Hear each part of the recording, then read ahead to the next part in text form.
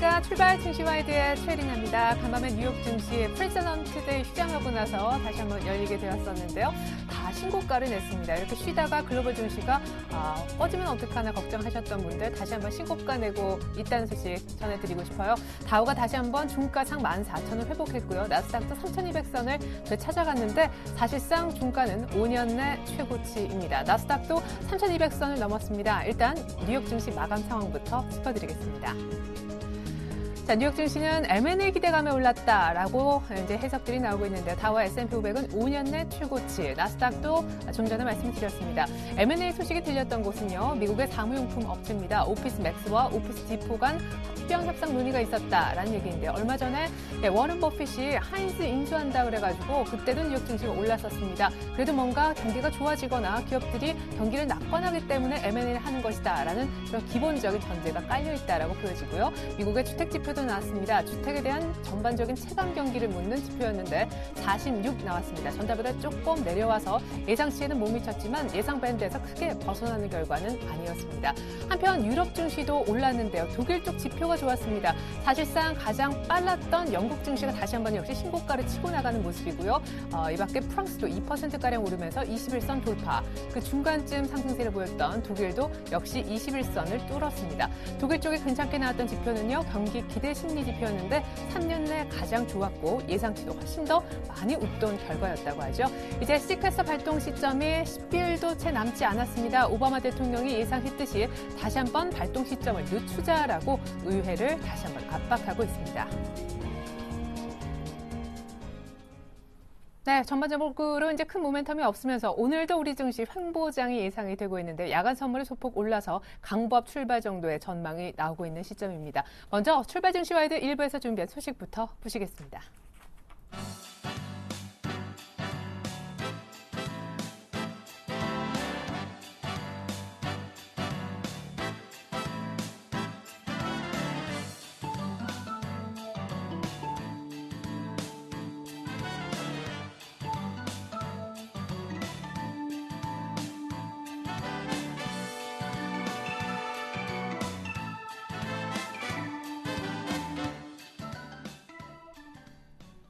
네, 2월 20일 수요일 우리 장 개장 5분여 남겨두고 있는데 오늘 시초가에 들어가서 빠르게 공략해 봄직한 종목 알려드립니다. 시초가 공략주 메리츠 정금증권 강정은 부장님 통해서 찾아보도록 할게요. 안녕하세요, 부장님.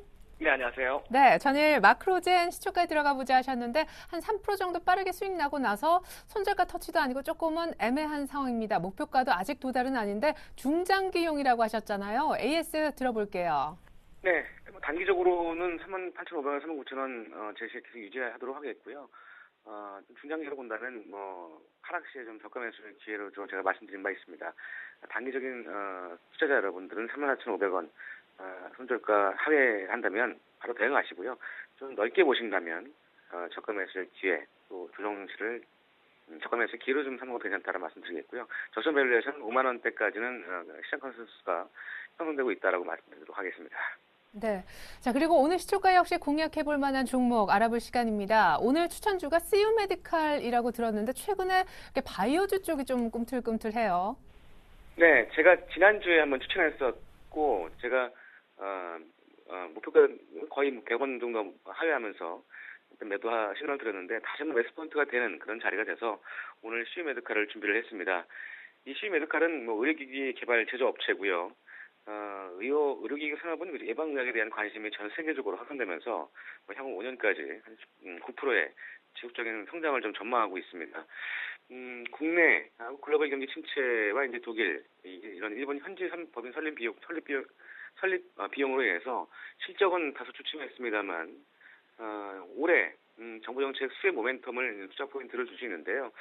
CU 메디칼은 그 심장 기능을 회복시켜주는 그 심장 세대 동기 개발 업체입니다. 그래서 정부가 응급의료 체계 개편을 위해서 앞으로 5년 동안 1조 원을 투입한다는 결정을 했고요. 최근에 오스트라 인프라라든가 ED, DO 이런 종목들이 강세를 보였었는데 이 CU 메디칼도 상대적으로 높은 그 평가를 좀 받고 있는 상황입니다. 그래서 2011년부터 6플러스 미디어 라이프를 통해서 이 서울 경기 지역 공동주택에 심장 세대 동기를 공급해 왔고요. 이 심장 세대 동기 AED라고 약자로 표현을 하는데요. 이 인구상에 필요한 이런 제품들이고 정부 투자의 수혜주로 좀 기대가 되고 있습니다. 그래서 보건복지부가 발표한 2013년도 올해부터 2017년 응급의료 기본 계획에서 전국 어디서나 이 30분 안에 응급의료 서비스를 받을 수 있도록 군마다 24시간 응급실을 운영하기로 했습니다. 이에 따른 매출액, 향후 5년간 응급의료기금을 연간 2천억씩 확충할 방침으로 있어서 이런 부분들에 대한 시메드칼의 수혜가 좀 기대되고요. 두 번째는 개발도상국 매출 증가 기대감인데요. 선진국 위주로 사용해오던 이 AED, 이 신장 기능을 회복시켜주는 신장세대 동기가 개발도상국들의 사회복지 인식 변화가 좀 되고 있습니다. 그래서 전체적으로 수요가 높아질 것으로 전망되고 있고요. 이 CM메디칼이 신규 시장 확대를 위해서 기존의 자동 심장 충격기뿐만 아니라 이 스마트 헬스케어 제품 그리고 이 의복형 생명 위기 대응 시스템 개발을 계속적으로 좀 하고 있으면서 이 제품 믹스를 다양화하고 있습니다. 현재 중국에서 이 제품 인증이 끝나면은 개발도상국 공약도 가세될 수 있을 것으로 전망되고 있는 상황이고요. 올해 실적 대비해서 지금 현주가 PR 17배 수준인데 의료 정밀 업종에 대한 높은 프리미엄을 좀 감안했을 때 현주가 PR 30배도 적용할 수 있는 그런 밸류에이션을 구가할 수 있어서 충분히 초상승 여력이 지금 시점에도 있다라고 좀 보여집니다. 그래서 오늘 주가 공략주로 CM메디칼을 다시 한번 제시하도록 하겠습니다. 네. 자, 그러면 CM메디칼 재추천하시겠다는 얘기인데 확실히 이제 정부의 투자 얘기도 나온 시점입니다. 전일 12,950원에 끝난 그런 종목이고 전일도 상승폭이 제법 있었는데 오늘 시초가에 공략해서 목표 수익률 어느 정도 예상하세요? 네, 바판에서 어저께도 좀 오르긴 했는데요. 일단 목표가는 제가 13,500원과 14,000원 밴드를 일단 봐드리겠는데 맥시멈 일단 단기적으로는 14,000원대까지 보시고요. 순저가는 12,200원 하회 시에 순저로 대응하시면 되겠습니다. 네, 감사합니다. 오늘 또 시초가 공략해볼 만한 종목으로 다시 한번 CM메디칼 설명을 들어봤네요. 지금까지 시초가 공략주 설명에 메리츠 종금증권 강정원 부장님과 함께했습니다. 감사합니다. 네, 고맙습니다. 네, 속보가 들어왔습니다. 일본의 무역 수지 결과인데요. 미국의 1월 달 일본의 수출이 한 6.4% 정도 올랐다고 하고 수입은 7.3% 상승했습니다. 수입이 더 많았으니까 무역 적자가 발생했을 텐데요. 1조 6천억 엔 정도가 지금 잡히고 있습니다. 예상보다 더 부진한 결과라고 합니다. 일본 지금 엔화를 계속 풀어서 경기를 살리고 있는데 이 같은 또 무역 수지 적자 규모가 예상보다 안 좋은 이 결과를 받아들고 일본 쪽에서 어떤 대응을 할지 궁금합니다. 이제 조금 있으면 개장할 것 같네요.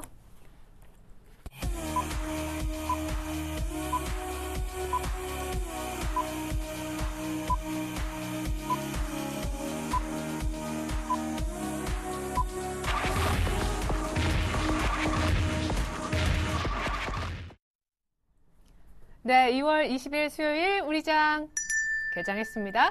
자, 오늘도 역시 코스피 코스닥 출발 상황 분석해 주시기 위해서 두 분의 전문가 모셔봤는데요. 먼저 소개해드립니다. 임형식 전문가님 그리고 유스탁의 유창희 대표 함께합니다. 안녕하세요. 안녕하세요. 네, 자 어제 마지막에 1990선 한번 터치도 했었고 종가상도 조금 내려왔지만 1985에서 닷새째 랠리를 이어온 코스닥입니다. 코스피입니다. 자, 코스피 어제 프로그램 매수 때문에 올랐다라고 해도 과언이 아닌데 출발 상황 어떤지요? 네, 현재 한 11포인트 상승한 가운데 2,000포인트에 어느덧 다가서는 그런 모습을 보여주고 있죠. 지난 오션 만기일 이후 비차익 쪽에서 꾸준한 매수세가 강하게 유입되면서 전일 같은 특징적 요인은 코스닥 시장과 코스피 시장 양 시장의 외국인과 기관들의 수급이 동반적으로 급격히 개선되는 그런 모습을 보여줬습니다. 이러한 수급 개선 요인으로 인해서 당분간 긍정적인 그런 상승 흐름이 전개될 것으로 보여집니다. 현재 코스피 시장 갭상승 출발하면서 강한 상승 흐름이 나타나고 있는데 이러한 코스피 시장의 상승 배경 요인은 최근에 엔화 약세로 인해서 그동안 낙폭이 컸던 자동차 섹터로 외국인 매수가 꾸준히 유입되고 있죠. 오늘도 상승 출발하고 있는 현대차 현재 1.4% 상승하면서 21만 원대를 회복했고요. 최근에 기아차 쪽으로도 강한 매수세가 유입되고 있습니다.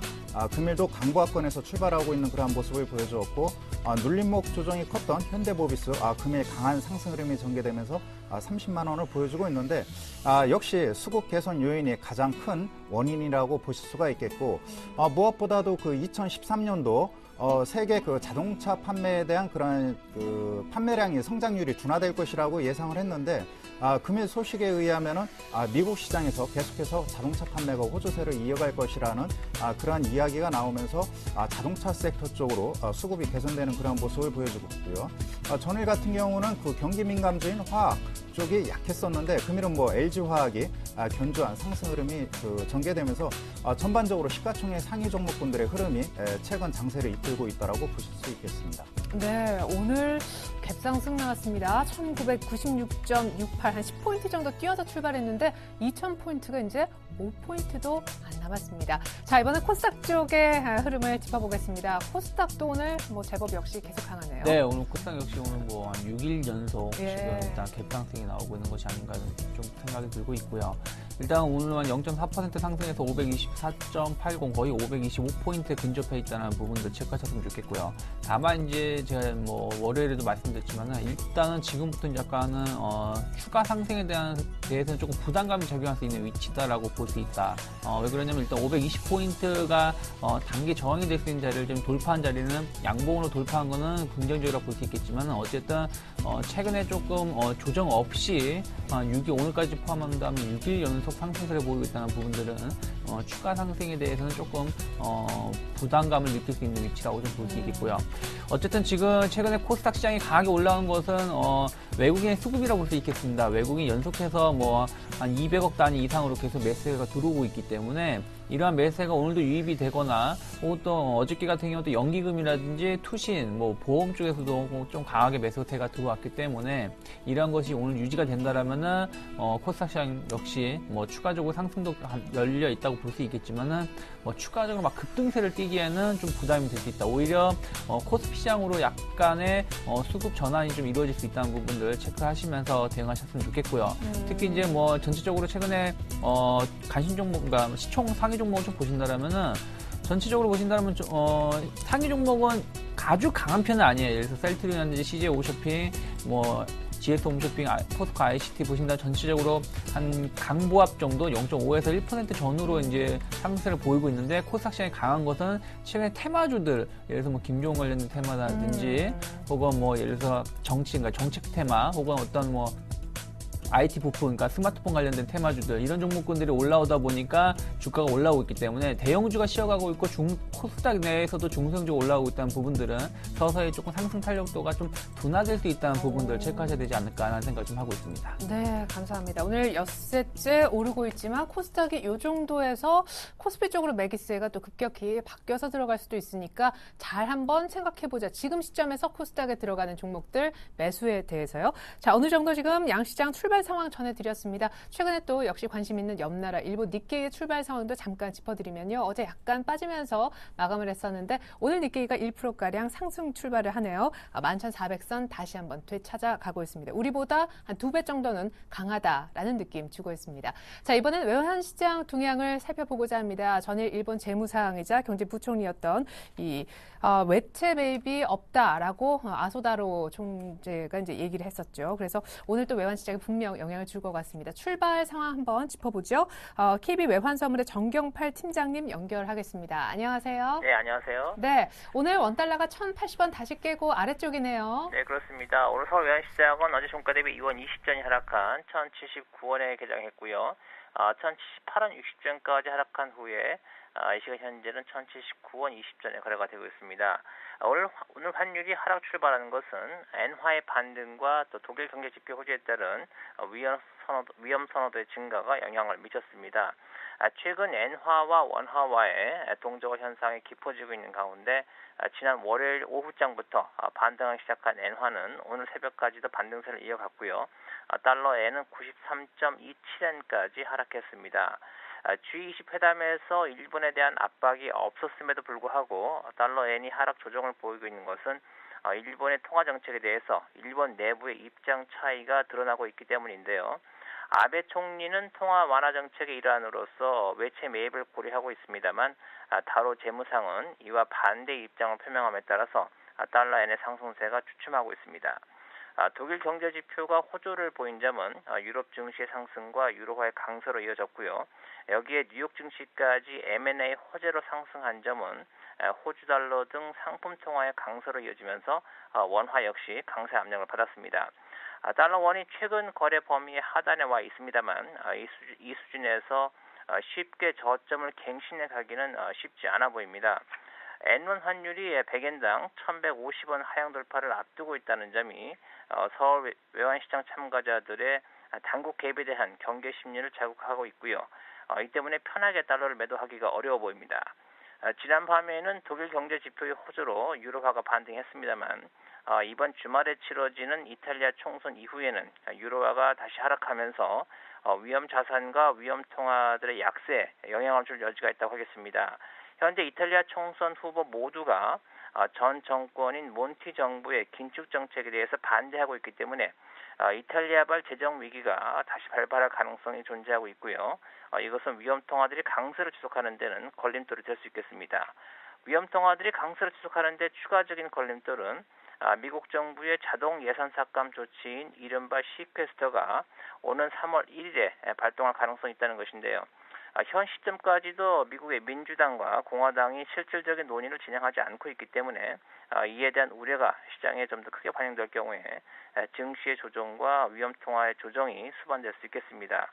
이런 내용들을 고려해 보았을 때 달러 원은 다시 반등할 가능성을 열어둘 필요가 있겠고요.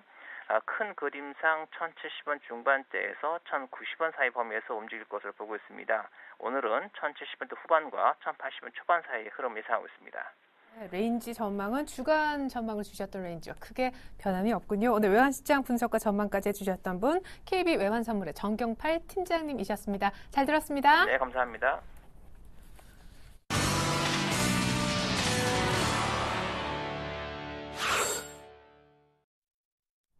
네, 9시 8분입니다. 개장한 지 10분여 정도 되면 이제 전문가들 눈에는 오늘 어떻게 해야 되겠다 전략이 딱 그려지실 건데요. 고수들의 작전 타임 한번 미리 엿들어보는 시간 가져보려 합니다. 한국밸류 21의 이드코 대표님 만나보시죠. 안녕하세요, 대표님. 안녕하십니까. 네, 오늘 작전 어떤 작전으로 좀 임하면 좋을까요? 글쎄요. 일단 어제 지수가 1990선까지 상승을 해주었죠. 계속 말씀드리고 있는 상방향으로 조금씩 진전되고 있는 모습입니다. 하지만 거래량이 조금 딸리는 모습이고요. 글로벌 증시 전체가 최근 강보합 내지 약보합으로 좀 마감을 하면서 전 세계적으로 시장 심리 자체가 좀 위축돼 있다라고 좀 보시면 되겠습니다. 어제는 뉴욕 증시, 유럽 증시 모두 상승 마감하면서 우리 증시도 현재 상승 출발하고 있는 모습인데 제가 매번 말씀드리고 있지만 이번 상반기 장 자체가 상당히 1930선부터는 상당히 탄력적으로 움직일 수 있다라고 항상 좀 강조를 드렸습니다. 그 이유 중에 하나가 거래량인데 최근에 거래량이 많이 줄었다라는 뉴스를 많이들 보셨죠? 3조 원 미만으로 거래량이 떨어지면서 상당히 좀 머뭇거리시는 분들이 많다라는 내용의 뉴스가 좀 자주 나오고 있는데 좀 이렇게 보셔야 합니다. 여러분, 이 거래량이 줄었다는 의미가 저는 좀 상당히 좋은 의미로 생각이 되거든요. 그 이유 중에 하나가 주식을 한번 우리가 비교를 해보죠. 보통 여러분들 주식에서 최다 거래량은 뭡니까? 바로 최다 급등이죠. 거래량이 최대로 터지게 되면 보통 일반 주식들 같은 경우에는 메이저들이 한마디로 말해서 턴다라고 좀 이야기를 합니다. 그래서 거래량은 속일 수 없다라고 이야기를 하는 것인데 그러면 일반적으로 거래량 없이 종목이 올라간다. 그럼 어떻게 되죠? 그러면 가볍다라는 이야기죠.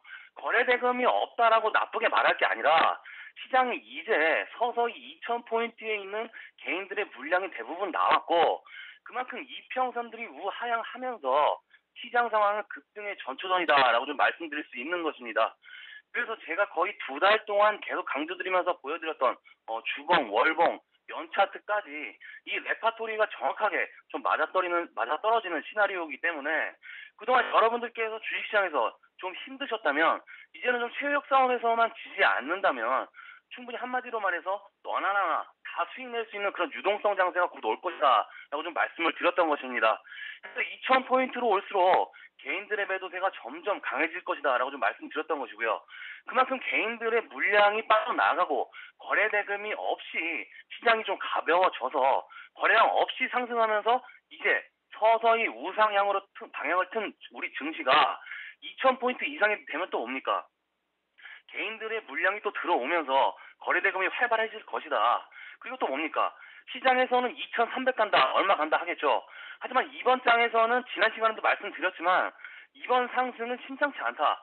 정말 2,200이다, 300이다, 땡기면 갈 수 있는 조건은 다 만들어지고 있다. 저는 이렇게 판단을 하고 있습니다. 그래서 여러분 단타도 좋지만 가치주들 또 매력적인 주식들이 얼마나 많습니까? 일부 종목들 포트에 좀 실어서 롱런으로 가는 길이 여러분의 계좌를 따뜻하게 하는 지름길이 아닌가 좀 이렇게 말씀드리고 싶고요. 종목으로 좀 들어가서 보면 지난 시간에 말씀드렸던 종목들 거의 대부분 좀 급등이 나와줬죠.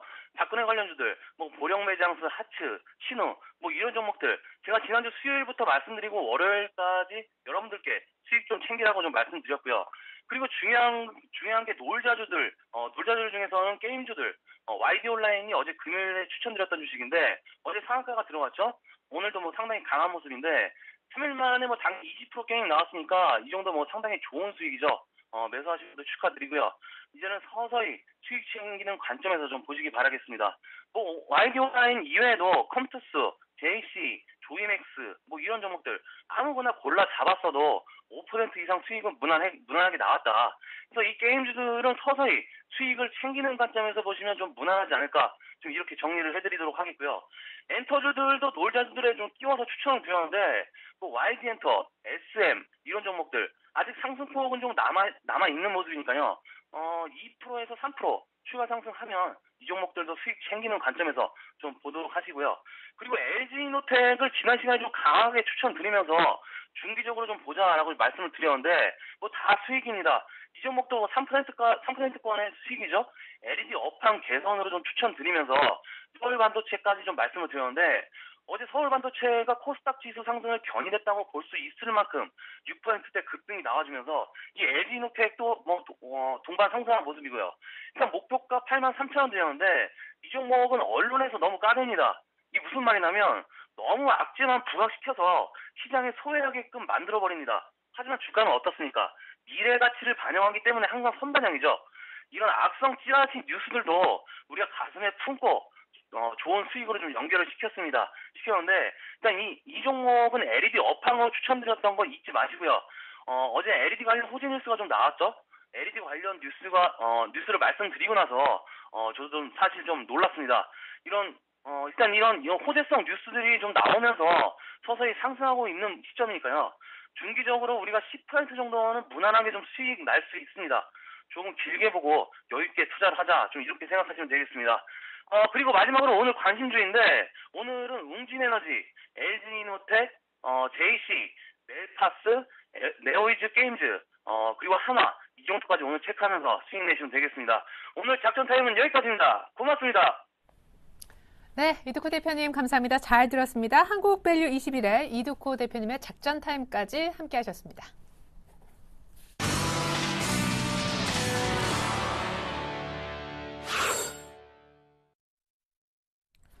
네, 9시 15분 현재 코스피는 1996.44고요. 코스닥도 뭐 같이 좀 오르고 있습니다. 오늘 확실히 코스피가 장중에 2,000을 한번 보여주지 않을까 기대가 되는데 오늘 어떤 종목들이 많이 올라서 이렇게 시장에 힘이 있는 건지 특징주, 특징 업종 차례대로 빠르게 브리핑해보는 시간 갖도록 하겠습니다. 먼저 오늘 SK 하이닉스나 자동차 쪽 혹은 대우조선해양으로 필두가 되는 조선주 쪽 흐름이 상당히 강하네요. 네, 일단은 뭐 SK 하이닉스의 경우는 그런 것 같습니다. 그동안에 그 업황이 워낙 좋지 않았던 그 반도체 D램 부분의 가격 하락이 현재 그 추세가 멈췄고요.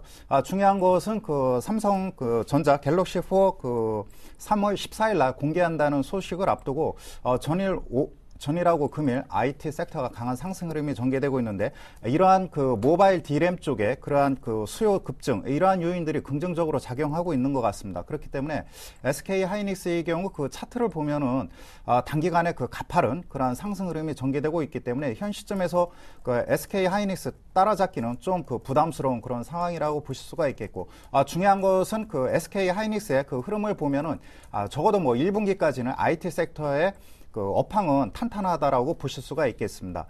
다음으로 그 대우조선의 그 흐름을 보면은 금일 그 노르웨이로부터 약 한 11억 달러에 해당하는 수주 가능성 이러한 기대감이 강하게 전일부터 반영되고 있다라고 보실 수가 있겠습니다. 일단은 역시 그 해양 플랜트 쪽이죠.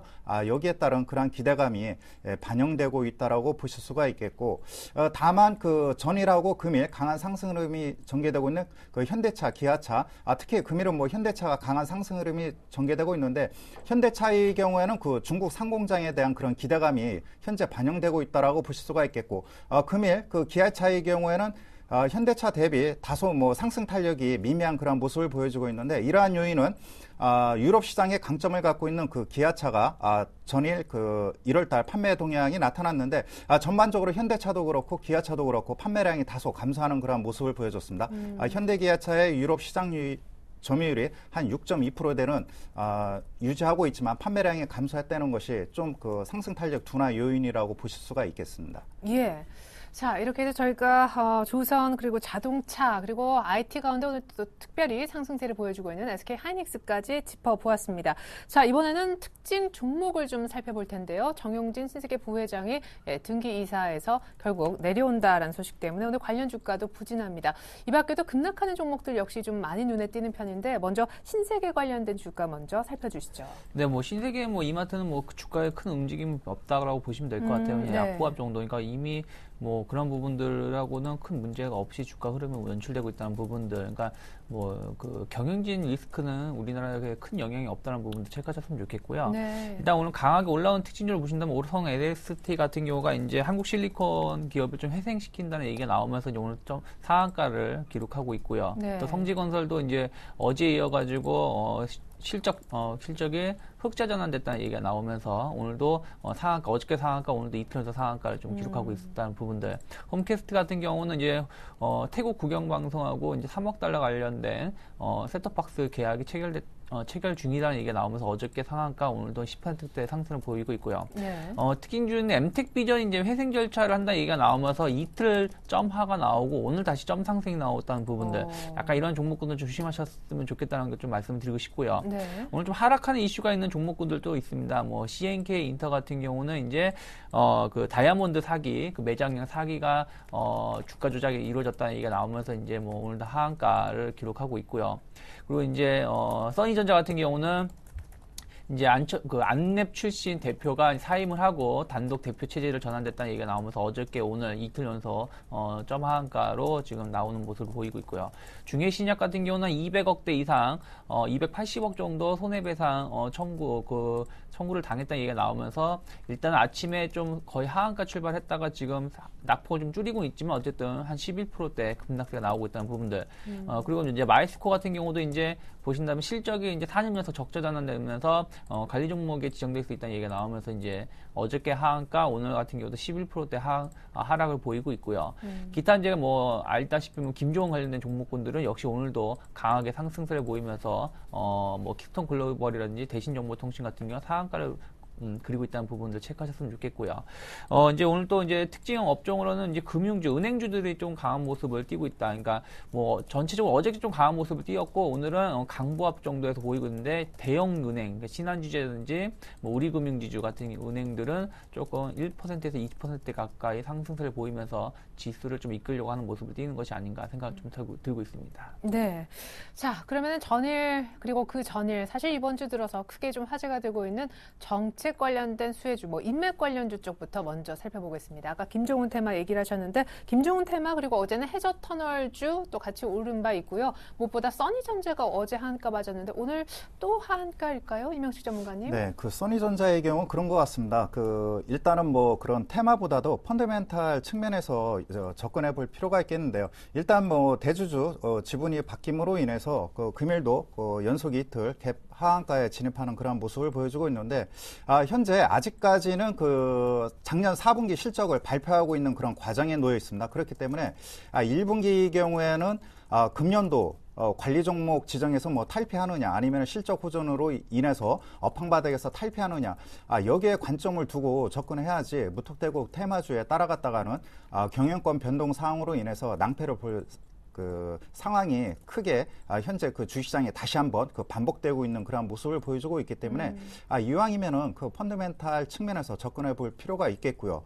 각종 테마주가 난무하고 있지만은 현재 그 정부에서 강하게 드라이브를 거는 정책이 강소기업 육성 정책입니다. 그렇기 네. 때문에 일부 핵심 그 부품 관련주에 집중할 필요가 있겠고요.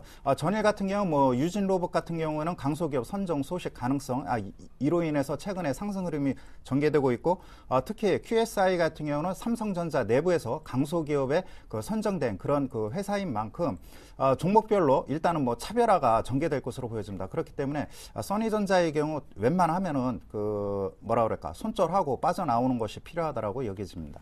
예. 자, 그 밖에 김종훈 테마, 해저 터널 테마는 오늘 어떤지, 김종훈 테마는 오늘까지도 뭐 상한가 들어가는 그런 종목들이 있다라고 소개를 받아봤고요. 해저 터널 쪽은 어때요?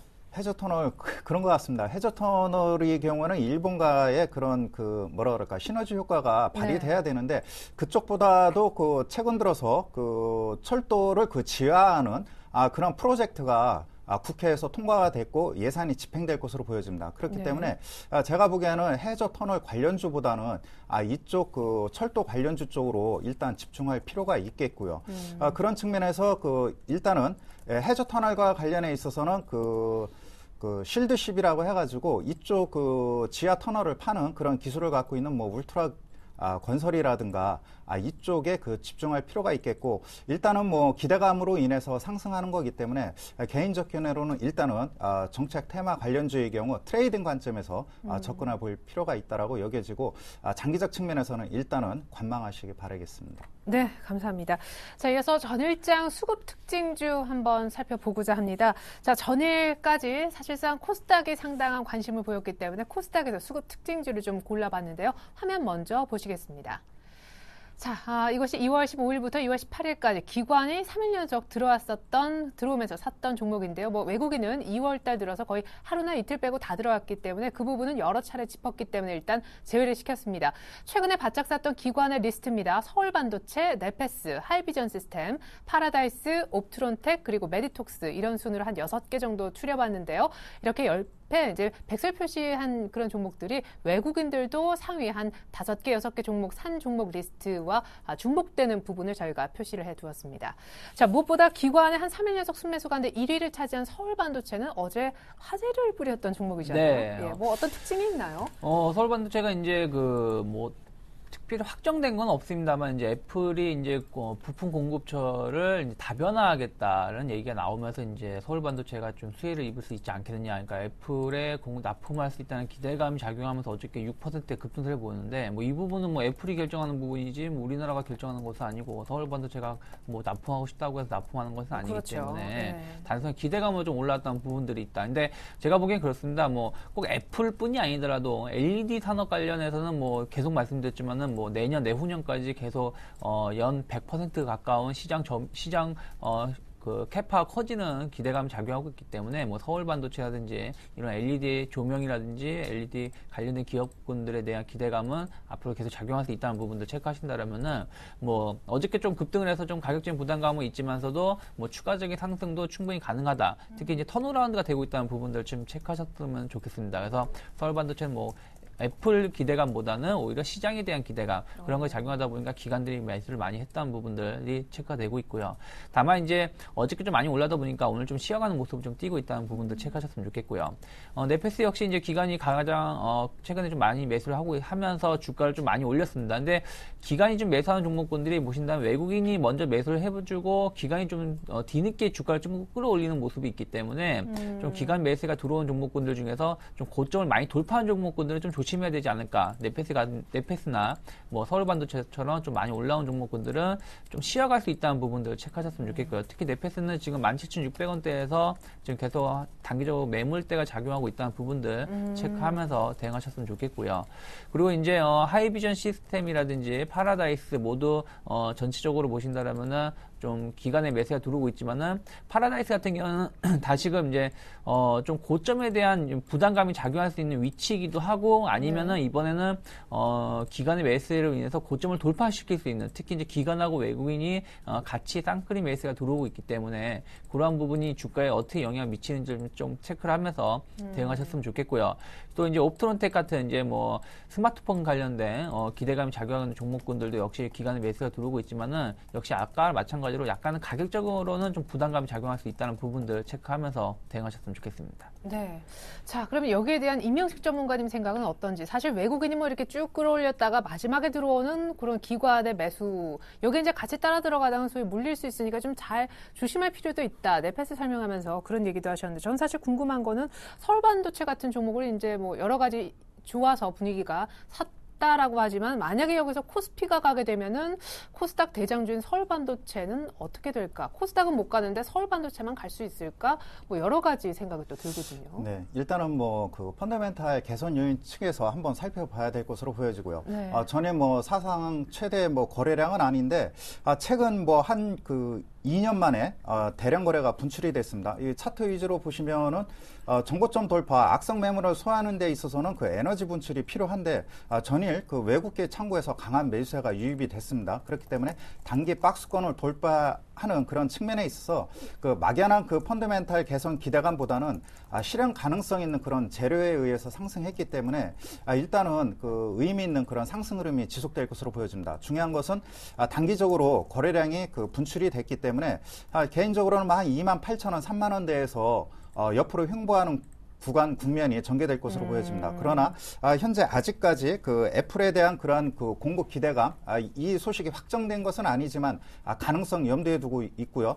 중요한 것은 계속해서 LED 그 조명 시장이 급성장하고 있기 때문에 그런 측면에서 제가 보기에는 그 단기적으로는 그 동안에는 뭐 28,000원, 3만 원대가 단기적인 그런 그 저항대가 아닌가 이렇게 판단이 됐는데, 현재 시점에서는 뭐 3만 원대를 강하게 돌파한다면 그 이상의 주가 흐름도 장기적 랠리가 이어질 것으로 보여집니다. 네.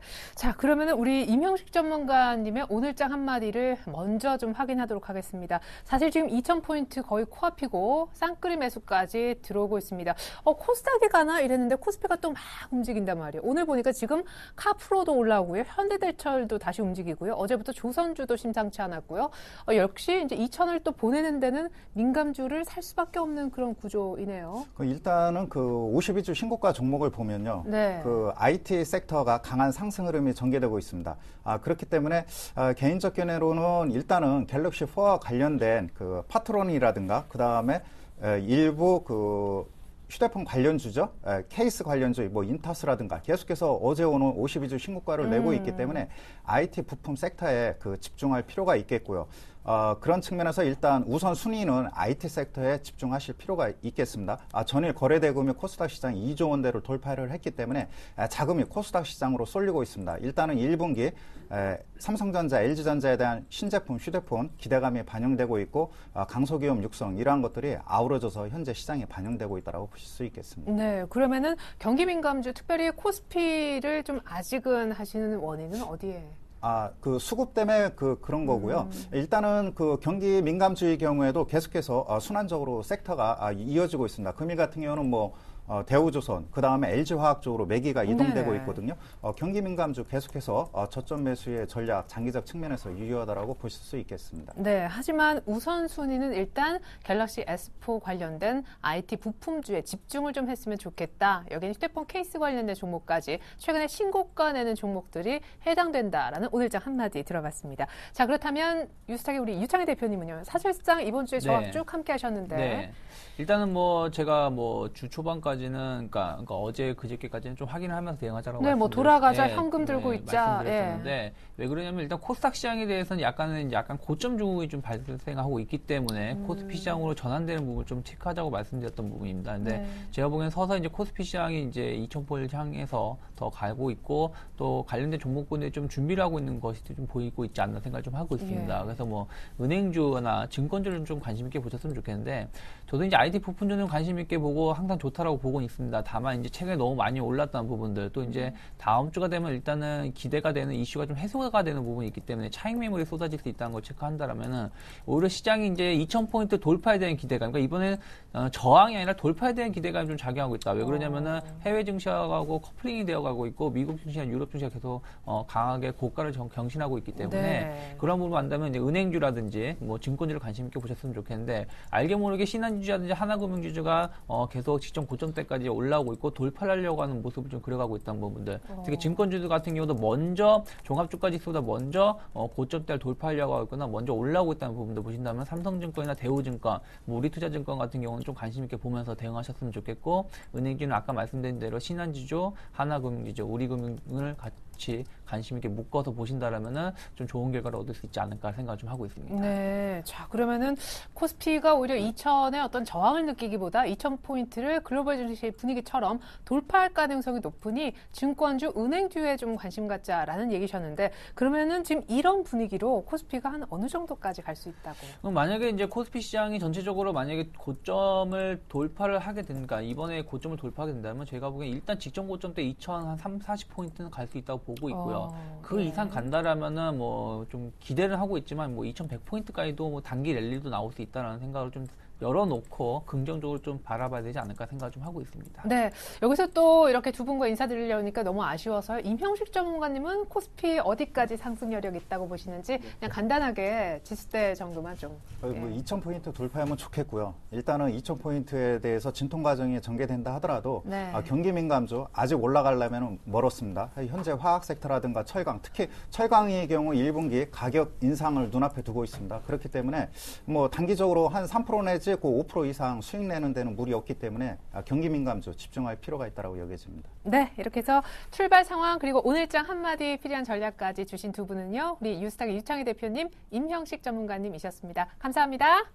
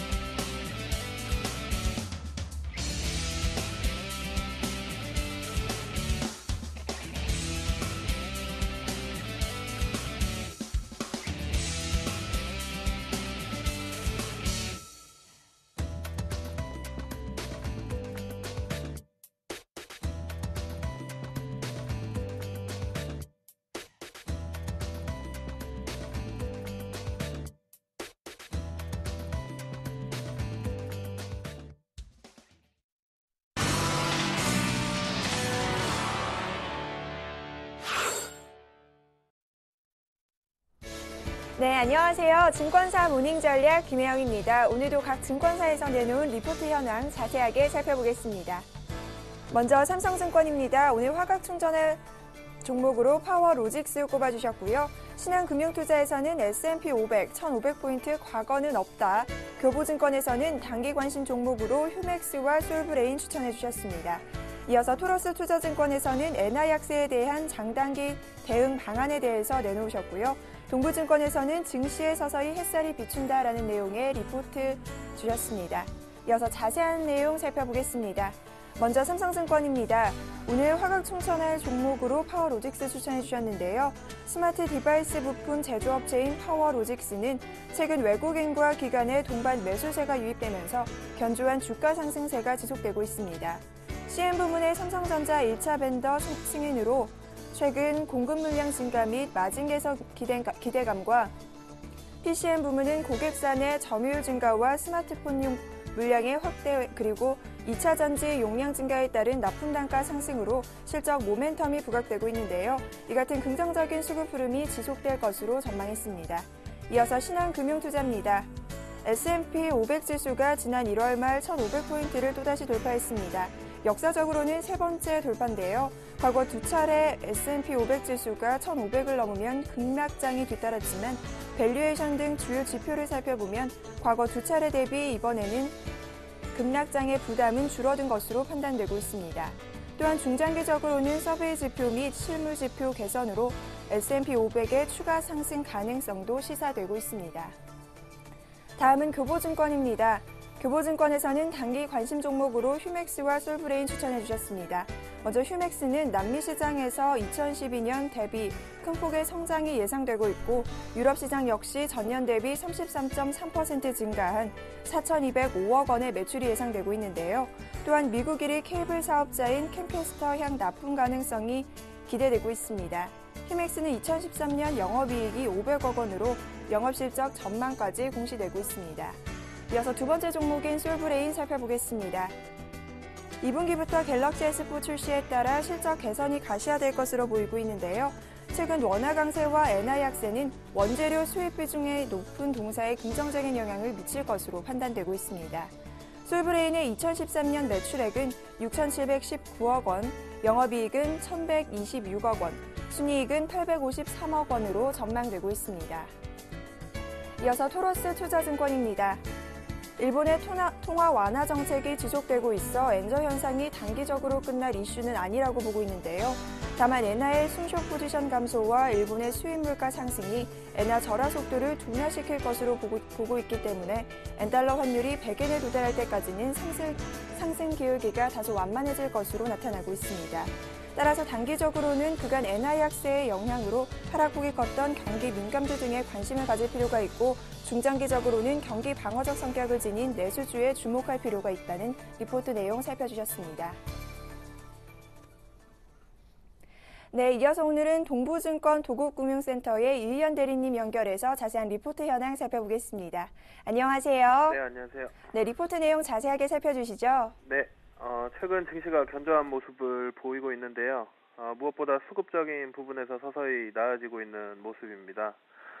전반적으로 글로벌 증시도 큰 조정 없이 저점을 높이면서 상승 수렴 구간을 무난히 지나가는 모습인 점이 국내 증시도 최근 디커플링에서 벗어날 수 있을 것이라는 판단입니다.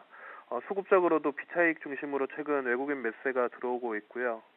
전반적으로 프로그램 매수세가 지수의 추세 전환에 버팀목이 되고 있습니다. 개별 매수 주체별로 외국인이 현물을 중심으로 선물 매수세에서 서서히 들어오고 있는 상황이고요.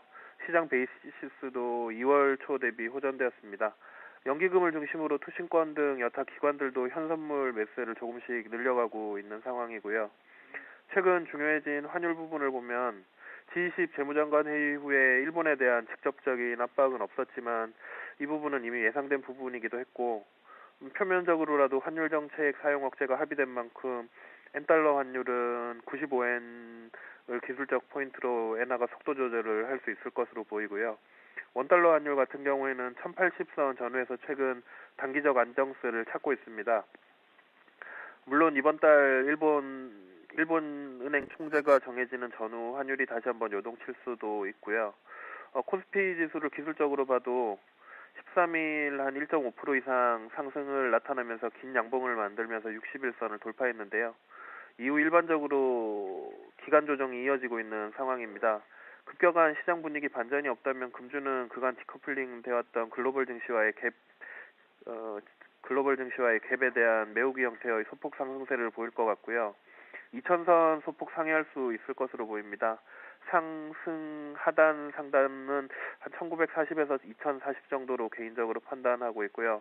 다만 거래량이 워낙 없다 보니 1900선 이하에서는 대형주 분할 매수하시고 이상이나 수렴 구간에서는 상대적으로 코스피 소형주 코스닥 투자 전략이 좋아 보입니다. 마지막으로 주의할 점 체크해드리면 금주말 이탈리아 조기 총선을 기점으로 유럽 문제가 한 번 더 부각될 수 있고요. 월말 미국의 재정지출 자동삭감 시퀘스터 문제가 불거질 수 있습니다. 글로벌 증시도 물론 어느 정도 조정세를 보일 시기도 올 것이고요. 결론적으로 지수대별 단기 트레이딩 관점은 유지하시기 바랍니다. 이상입니다. 네, 동부증권 도곡금융센터 이의연 대리님께 자세한 리포트 내용 들었습니다. 감사합니다. 네, 감사합니다. 네, 지금까지 증권사 모닝전략 김혜영이었습니다.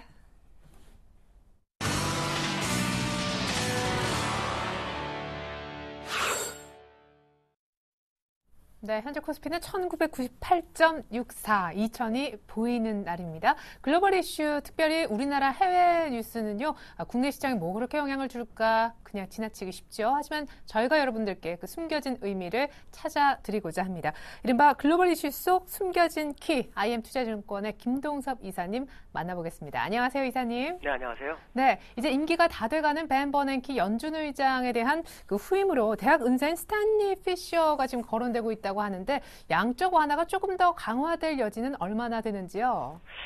참 재밌죠. 그 제자가 하던 일을 은사가 하는 상황인데 이 벤 버냉키뿐만 아니라 마르오 드라기도 지도를 했죠, 이 사람이.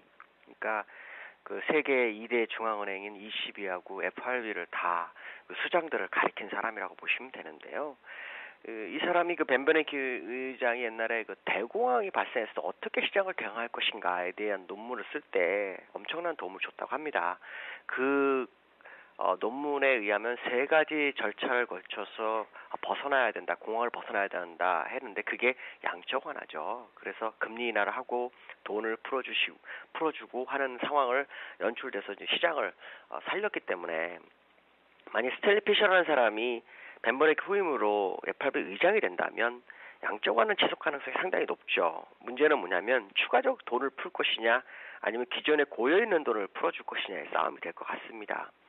추가적으로 돈을 풀기에는 상당히 좀 부담이 되고 있고요. 지난번에 양적 완화를 하면서 시장에 풀어준 돈이 약 3조 달러가 되는데 그중에 1조 5천억 달러가 다시 그 FRB에 예치되어 있습니다. 이게 예대금리가 0.25% 정도가 있기 때문에 거기 예치를 해놨거든요. 일반적으로 미국이나 호주나 이런 데 가보시면 아시겠죠. 금리가 거의 없습니다. 예금금리가 없고 거의 보관료를 내야 될 정도 그런 모습이기 때문에 0.25% 상당한 수익이죠.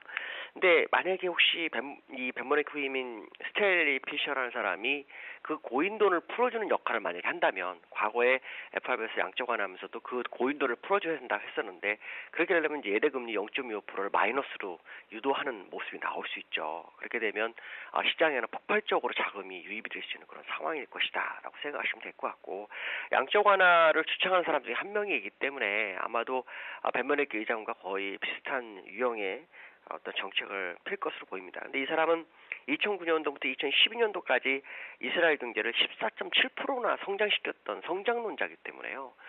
시장의 기대치가 상당히 큰 것이 아니냐 이렇게 판단하고 있습니다. 네, 그러네요. 이 스탠리 피셔의 또 한 명의 아까 제자라고 하셨던 마리오 드라기 총재의 언급에 좀 주목해 보려 합니다. 최근에 강세를 띠고 있는 유로화가 ECB, 즉 유럽 중앙은행의 그 정책에 영향을 줄 수 있다라고 얘기를 했습니다. 그래서 앞으로 환율을 평가할 것이다라고 얘기를 했는데 아니 그 며칠 전에 정책하고 환율하고는 약간 별개처럼 갈 거로 얘기를 하더니 이 얘기가 정확히 어떤 의미였나요? 그러니까 ECB 정책은 물가 안정이 목표고요. 그렇지만 이제 그 엔화 약세로 인해서 유로화 강세가 형성이 되게 되면 그 유로존 경제가 침체를 벗어날 수가 없거든요. 그렇기 때문에 그 경우에는 인플레이션이 어느 정도 되느냐에 따라서 경기 부양 가능성을 제기한 거다라고 보시면 됩니다. 그래서 지금 인플레이션을 보면 작년 10월에 2.5%였고 11월에 2.2%, 그 다음에 12월에 2%였거든요.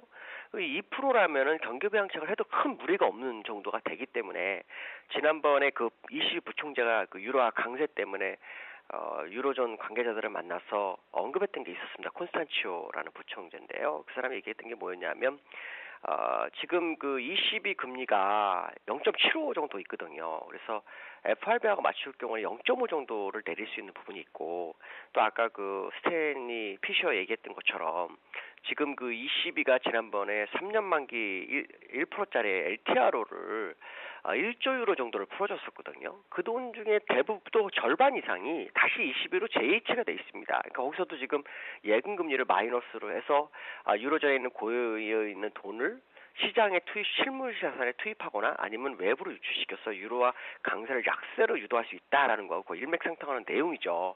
이게 어저께 유로존을 끌어올리는 계기였다라고 보시면 될 것 같습니다. 그래서 다음 통화정책회의가 시장에 상당히 좀 중요할 거고 그때 금리 인하 가능성을 제기한 거다라고 봐야 될 것 같습니다. 네, 그렇군요.